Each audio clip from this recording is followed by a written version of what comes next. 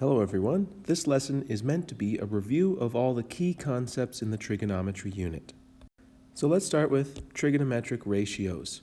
There are primary trig ratios and secondary or reciprocal trig ratios.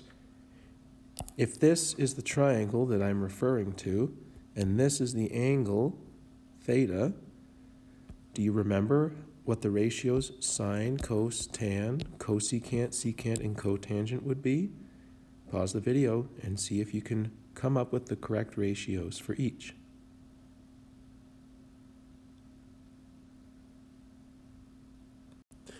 Sine is opposite over hypotenuse, so 5 over 13. Cosine is adjacent over hypotenuse, 12 over 13. Tangent is opposite over adjacent, 5 over 12. The secondary trig ratios are reciprocals of the primary ones. Cosecant is the reciprocal of sine, secant is the reciprocal of cosine, and cotangent is the reciprocal of tangent. So reciprocals of fractions are just switching the numerator and denominator. So that's where these came from. Hopefully you remembered this. If not, hopefully this is a reminder. We also talked about special angles and the sine, cosine, and tangent ratios for each of these angles. 0 degrees, 30 degrees, 45, 60, and 90 degrees. You should have this table filled out on your summary. If you don't, we can figure them out using these special triangles. So I've already drawn them. I went over where these came from in the lesson on special angles, so if you want to review that, you may, but if we want to find the sine of 45 degrees, for example, opposite over hypotenuse, 1 over root 2, so we would put that here. And I can use these triangles to fill out the entire chart as well.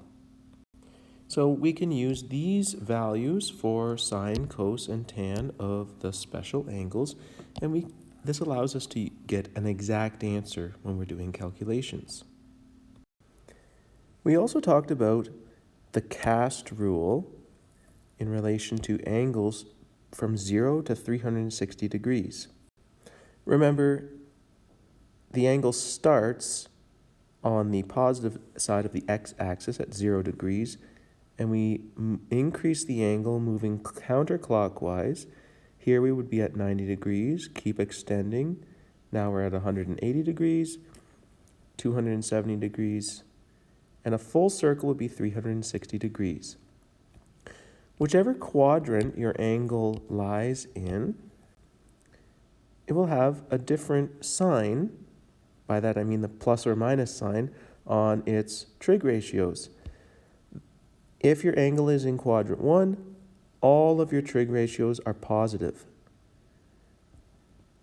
If your angle lies in quadrant 2, only the sine value is positive, cosine and tangent are negative. If your angle is in quadrant 3, then only the tangent of the angle is positive, sine and cosine are both negative, and in quadrant 4, the cosine is positive, sine and tangent are negative. So then we can start to answer questions like this. What is angle theta if the sine of that angle is root 3 over 2? The first thing I notice is that the sine of the angle is a positive value. That means the angle can be in quadrant 1 or quadrant 2. Next, the sine value is root 3 over 2. I can find that on my chart of special angles. A sine value of root 3 over 2 is for 60 degrees. So that means there's 60 degrees between the x-axis and the terminal arm of my angle in either quadrant. Now, if that's the case, the acute angle in quadrant 1 would be 60 degrees away from 0, so it would be at 60 degrees. And the obtuse angle in quadrant 2 would be 60 degrees away from 180, only it's decreasing, it's moving in the opposite direction. So this would be 120 degrees. So when I answer this question, what is angle theta if sine theta equals root 3 over 2?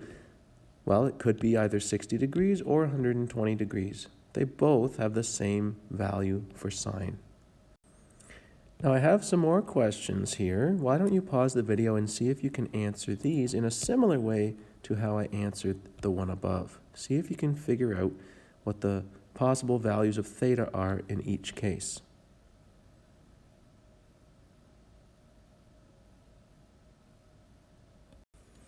Here are the answers. For part B, cos theta is negative.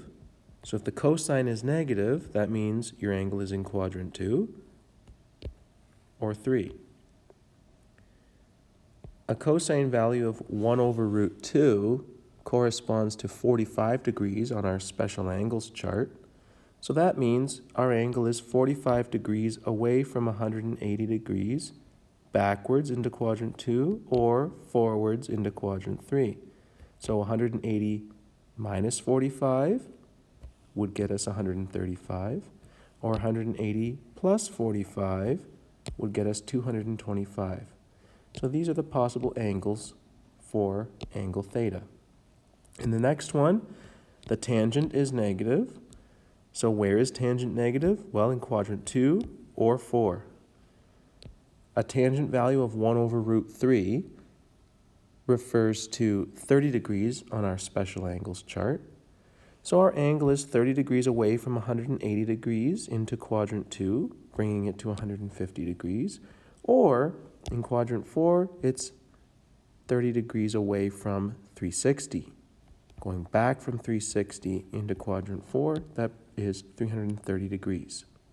So the possible values of theta in this case are 150 degrees and 330 degrees. So this is just a refresher of the cast rule and how you can figure out what the possible values of an angle are if you know its sine, cosine, or tangent. Remember to look at what quadrants it could be in using the cast rule, and then you might have to add or subtract from 0, 180, or 360. Another thing we talked about in this unit was the sine law and the cosine law. If you know an angle and its opposite side, then use the sine law. Otherwise, use the cosine law. So in the first example, here I know an angle and its opposite side. That's a complete matching pair. So I can use the sine law in this question. Also remember, if you know two interior angles of a triangle, you can automatically figure out the third one because they all have to add up to 180 degrees. So if you need an angle and you know the other two, start with that. Subtract 70 and 30 from 180, you end up with 80 degrees here. So now I can find my matching pairs to create my equation using the sine law. I can cross multiply to solve for my unknown. And when I do that in the calculator, I end up with approximately 5.2 meters. Pause the video and see if you can figure out which of the other three examples on the screen can be solved using the sine law. And then once you find it, solve.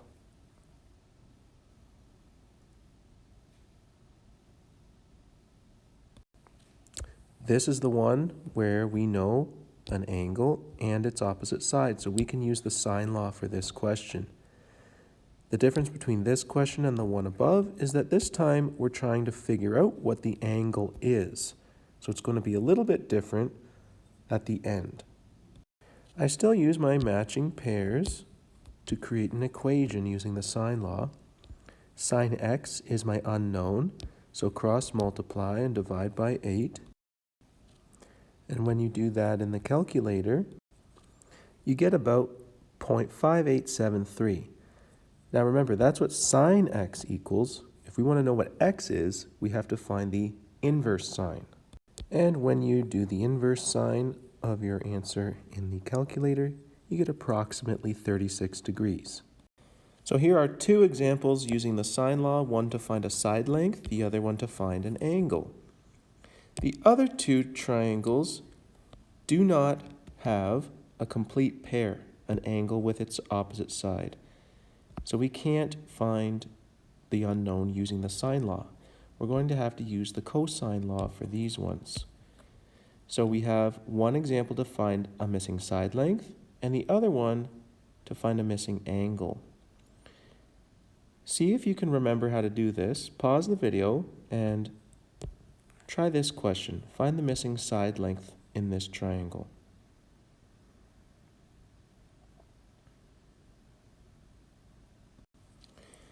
When we use the cosine law, x is the side we're trying to find. We put it here.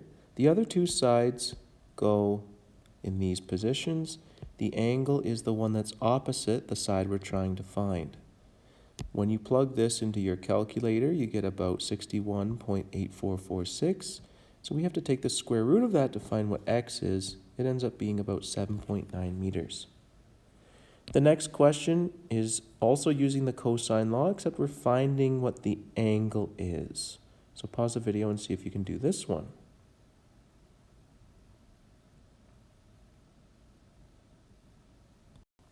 When we're finding a missing angle using the cosine law, we can use the rearranged form of the cosine law equation. Remember, if you're finding angle x, the opposite side is the one that you're subtracting in the numerator. So make sure you have the correct side in that spot. The other two sides, doesn't really matter which one is which, but the opposite side has to go here. If you do that correctly, you get 10 over 70, but remember that's the cosine of x, so we have to take the inverse cosine of 10 over 70 to get the angle, which in this case is approximately 82 degrees. So these are 4 quick examples of how to use the sine law and the cosine law to solve for missing side lengths and missing angles.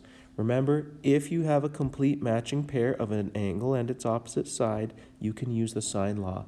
Otherwise, use the cosine law.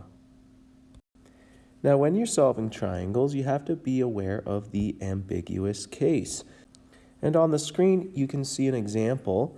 The description of the triangle says that triangle XYZ has side length x is 48 centimeters, z is 51 centimeters, and angle x is 70 degrees. So I can draw a triangle XYZ, and I can label the sides and the angle that I'm given. And I notice I have 2 sides and an uncontained angle. The side that's opposite the angle is shorter than the other side that's given. So this is going to be an ambiguous case. I don't know if angle Z is acute or obtuse. Either of these drawings is possible for representing triangle XYZ. So you start by solving the acute triangle, but then just be aware that angle Z could also be obtuse. So what I mean is, let's start to solve this triangle. I have an angle and its opposite side, so I'm going to use the sine law, set up my equation. I'm going to find angle Z. So once I follow through like I showed you on the previous slide, you end up with 87 degrees approximately for angle Z. However, just remember, because this is an ambiguous case, we're not sure if angle Z is acute or obtuse. So at this point, we have to be aware that Z could also be the obtuse option, which means Z could be in quadrant 1 or quadrant 2 if we think about the cast rule. So it's either 87 degrees or 180 minus 87 degrees, which would be 93 degrees. So now we have the 2 possible angles in our 2 possible triangles, and we can now proceed to solve the rest of the triangles. So I know 2 angles. I can figure out the third by subtracting the other 2 angles from 180. So in the acute triangle, angle Y is 23 degrees. In the other triangle, angle Y would have to be 17 degrees for the same reason. 180 minus 70 minus 93 is 17. So now I know all the angles in both possible triangles. I have one more missing side length to find, and that's side Y. So in the first triangle, I'm using the sine law to solve for side Y. It's across from the 23 degree angle. 48 is across from 70 degrees. So I can use the sine law, and I get about 20 centimeters for the side y. In the other possible triangle, I do the same thing, except this time, this angle is different. It's 17 degrees instead of 23. Solve the sine law here, and I get about 14.9 centimeters. So both of these triangles fit the description given. The reason I had two possible answers was because this was an ambiguous case. It was unclear what the dimensions of the triangle would be based on the given information. So just be on the lookout for an ambiguous case. You need to know how to recognize if you're dealing with an ambiguous case, and if you are dealing with one, you have to figure out both possible answers. And the last thing that we talked about in this unit was proving using trigonometric identities. So you should have this chart on your summary note, and you should have it filled in with all of our trigonometric identities that we've been using in our proofs. If you need those trig identities again, here they are. These are the reciprocal identities. They're based on the definition of cosecant, secant, and cotangent. Here we have the quotient identities. Tan theta is equal to sine theta divided by cos theta. And by extension, the cotangent would be the reciprocal of that, cos theta divided by sine theta. Then we have our Pythagorean identities. Based on the Pythagorean theorem, sine squared theta plus cos squared theta equals 1. And I can rearrange that equation to come up with these other two identities. Now, we use these identities in our proofs. So if we're given an equation to prove, we need to prove that the left side of the equation is equal to the right side of the equation. And to do that, we have to use these identities to provide our evidence. So for example, here's an equation that you can try to prove. I shared some strategies for starting a proof. The basic starting point would be get everything in terms of sine and cosine, and then look for these Pythagorean identities to simplify. There were some other little tricks that you might want to try, but see what you can do with this. Pause the video and try to prove that the left side equals the right side in this equation.